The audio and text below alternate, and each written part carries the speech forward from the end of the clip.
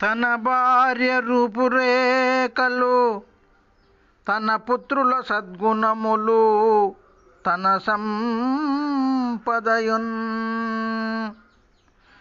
తన పెరటి మందు చెట్టులు, తన గ్రామపు సాధుజనులు తనకు మెప్పవునా.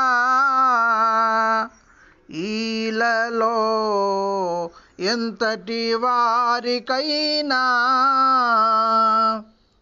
వినలేదే నీ వాహాల్యను చూచి మోయించే ఘనవాహనుండు చక్కని భార్య గలిగుండి తనకు మెప్పవునా. ఈలలో ఎంతటి వారికైనా. జై నిజ గురుభ్యో నమః.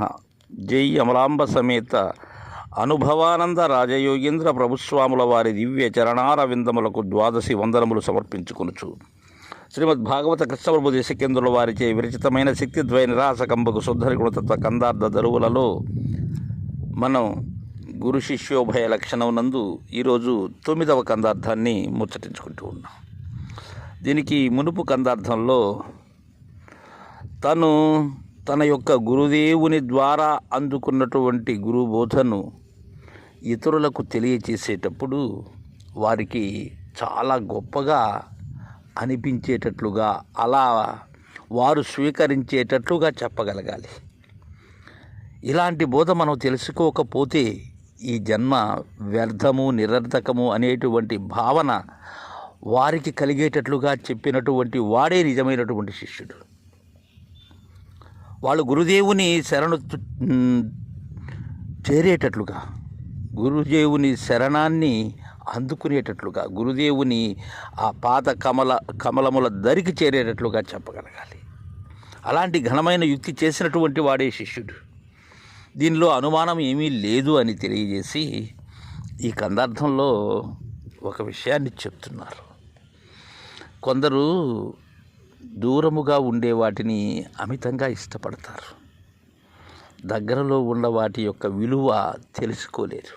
ఎలా అంటే, నాయనా శిష్య, తన భార్య రూపురేఖలు, తన పుత్రుల సద్గుణములు, తన సంపదయున్, తన పెరటి మందు చెట్టులు, తన గ్రామపు సాధుజనులు తనకు మెప్పవునా. ఈలలో ఎంతటి వానికైనా.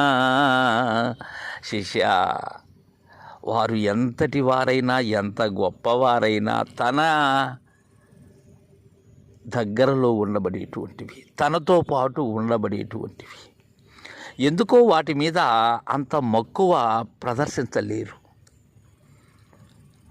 అది అయిష్టతతో కూడుకున్నటువంటిది కూడా కాదు. కానీ దూరాన ఉండే వాటి కోసం వెంపర్లాడటం అనేది మానవుని యొక్క లక్షణమై ఉన్నది. కొందరికి నాయన ఇది, అందరికీ అనేందుకు వీలు కాదు శిష్య. ఎలా అంటే, తన భార్య రూపురేఖలు అంటే తన భార్య యొక్క అందము చందము రెండు, బాహ్యంగా కనిపించేటువంటి సౌందర్యము కానీ, అంతరంగా ఉండబడేటువంటి ఆ పరమ పవిత్రమైనటువంటి మనస్సు కానీ, ఆ గుణము కానీ, ఇవి ఎందుకో కొందరు దూరం చేసుకుంటూ ఉంటారు.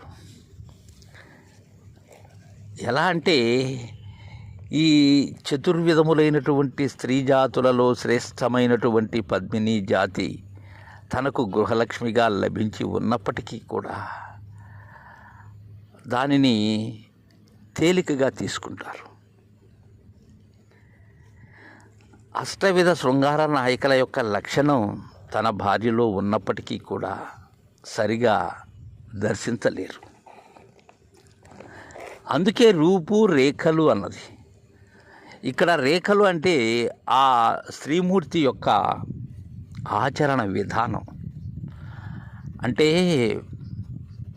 మనకు పూర్వీకులు ఈ వారి యొక్క అంటే స్త్రీని గురించి చాలా వివరణాత్మకంగా ఇచ్చారు. అదేవిధంగా పురుషుని గురించి కూడా ఇచ్చారు. పురుషుల్లో ఉండబడేటువంటి చతుర్విధ కాయ నాయకుల గురించి కూడా తెలియజేశారు. అంటే ధీరోదాత్తుడు, ధీరాద్ధతుడు, ధీరశాంతుడు, ధీరలలితుడు అనబడేటువంటి వారిని. ఎవరైనా అంటే అందరూ కాదు శిష్య. తన భార్య యొక్క రూపురేఖలు కానీ, అదేవిధంగా తన పుత్రుల సద్గుణములు, ఇతరులకు తన కుమారుడు చాలా ఆదర్శవంతంగా ఉంటాడు, కానీ తండ్రి గమనించలేడు తన కుమారునిలో ఉండబడేటువంటి సద్గుణాలను. మనం పురాణాల రీత్యా తీసుకున్నట్లయితే ప్రహ్లాదుడు చాలా భక్తిపరుడు,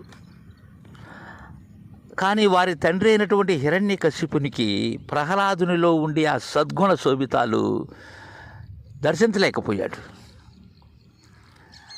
అందరూ తండ్రులు అలా ఉండరు. తన కుమారుని చూసి ఎంతో ముచ్చటపడేటువంటి తండ్రులు ఉంటారు, కానీ కొందరు తన కుమారునిలో ఉండబడేటువంటి సద్గుణాలని గమనించలేరు. అదేవిధంగా తన సంపదయును, తనకు అన్నిటిలో ఎక్కడా లోటు లేనటువంటి సంపద ఉన్నది, అష్ట ఐశ్వర్యములు కలిగి ఉన్నాడు, కానీ కొరత, ఇంకా ఏదో కావాలనేటువంటి కొరత. తన సంపదను చూసిగాక ఇతరుల యొక్క సంపదను చూసేటువంటి స్వభావం. అటనే తన కుమారుడు కాకుండా వేరే వారి కుమారుల్ని పొగుడుతారు చాలామంది. వాడు చూడు ఎంత ఉన్నతంగా ఉన్నాడు అని ఇతరులతో పోల్చుతారు. అది సరైనటువంటిది కాదది. అలానే తన పెరటి మందు చెట్టులు, ఈ కాలంలో అయితే మొత్తం కాంక్రీట్ అరణ్యాలు అయిపోయాయి, కానీ భాగవత కృష్ణప్రభు దేశికేంద్ర వారి కాలంలో ఇప్పటికీ పల్లెల్లో ఉన్నాయి. ఆ పెరట్లో ఉండబడేటువంటి చెట్టులు ఏవైతే ఉన్నావో అవన్నీ కూడా ఆయుర్వేద రీత్యా ఔషధ గుణాలు కలిగినటువంటి అద్భుతమైనటువంటి ఫలితాలని ఇచ్చేటి ఉంటాయి. కానీ వాటిని మనం అలా చూడం, తేలికగా చూస్తాం.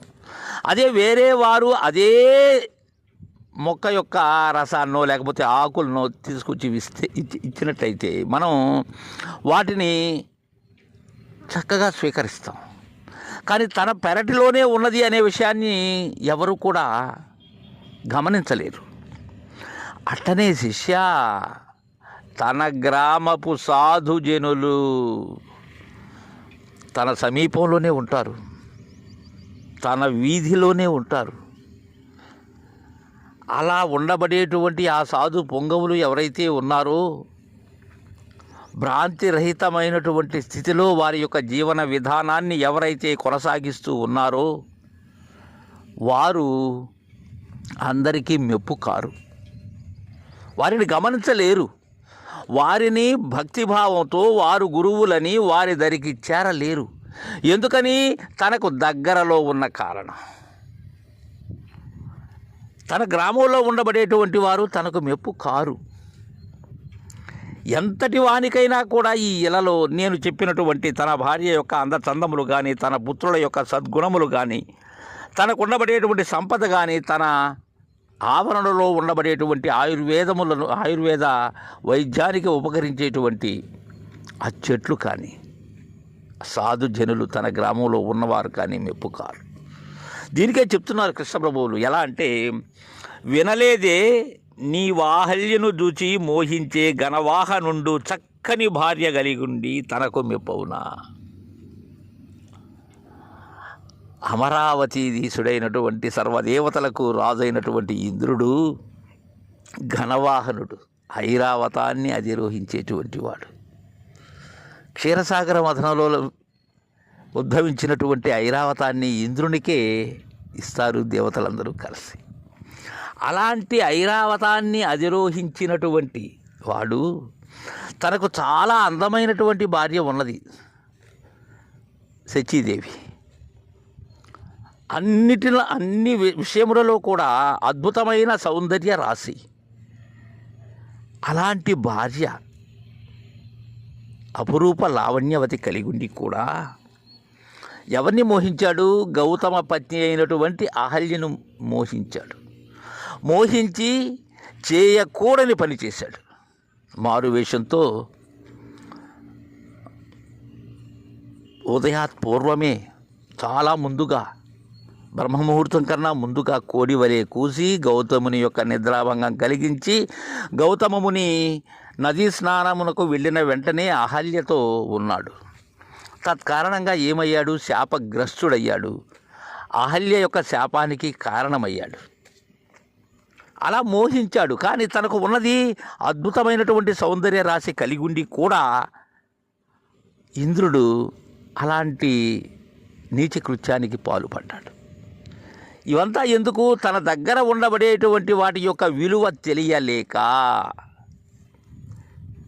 అందుకే భార్య కలిగి ఉండి తనకు మెప్పవునా, తనకు మెప్పయిందా ఇంద్రునికి శచీదేవి? కాలేదు కదా. తద్విధానంగానే తనకు సమీపంలో ఉండబడేటువంటి సాధు పొంగవులు ఎవరైతే ఉన్నారో ఈ జనన మరణ భ్రాంతి రహితాన్ని మనకు అందించేటువంటి ఆ మహనీయులను మనం గుర్తిరగలేము అనేటువంటి విషయాన్ని మనకు 256వ కందార్థం ద్వారా చక్కగా తెలియజేశారు. జై గురుదేవా.